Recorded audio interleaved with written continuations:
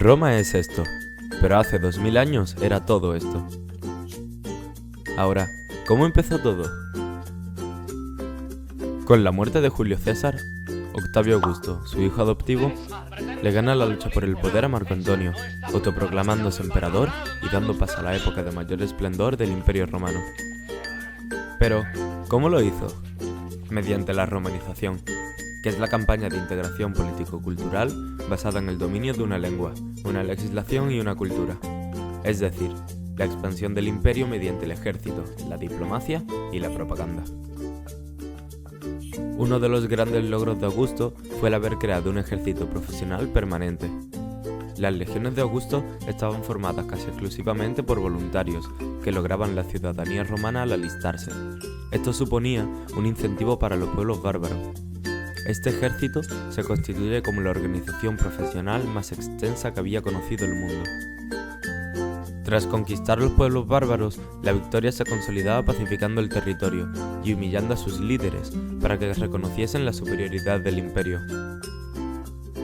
Pero la romanización no termina con el control territorial. El objetivo era crear un imperio coherente y unido. Este objetivo se consiguió a través de la diplomacia, mediante la cual se anexionaron más territorios al imperio. Esto dependía en gran parte de los feciales. Los feciales eran sacerdotes encargados de regular las relaciones diplomáticas de Roma con los pueblos extranjeros, conforme a la religión romana.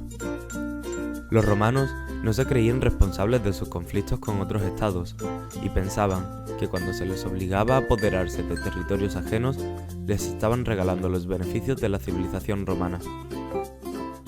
Esta convicción estaba codificada en la ley facial, que desautorizaba la guerra de agresión, es decir, los pueblos anexionados no podían luchar entre sí, e introducía la idea de guerra justa. Los pueblos eran convencidos, mediante la propaganda, de que lo mejor era ser romanos. Sus emperadores fueron divinizados en vida, se convirtieron en objeto de culto en Roma y se erigieron templos en su honor. Esto se utilizó como una estrategia para mantener unido el imperio. Poco a poco, el emperador se fue convirtiendo en un intermediario entre el pueblo y sus dioses. De hecho, el culto imperial era considerado una muestra de civismo. Por otro lado, la mayoría de la población era analfabeta. Por lo tanto, el arte y la ingeniería tuvieron una posición privilegiada para impresionar e influir en el pensamiento del pueblo. Desde las calzadas, que permitían el traslado de tropas, mercancías y ciudadanos por todo el territorio, hasta inmensas obras arquitectónicas que podíamos encontrar por todo el terreno. El anfiteatro de Mérida, la puerta de San Andrés en Autun, las columnatas de Palmira, la puerta de San Antonio de Sveitla o, en la propia Roma, la columna de Trajano, símbolo del poder del emperador. Panem et circenses, o pan y circo, fue una política de enajenación del pueblo romano. Los comandantes, temiendo nuevos levantamientos populares, les concedían comida y grandes espectáculos para evitar levantamientos que comprometieran la estabilidad del gobierno. Con esto, los políticos romanos encontraron un plan perfecto para ganar el voto de los pobres y conseguir el poder.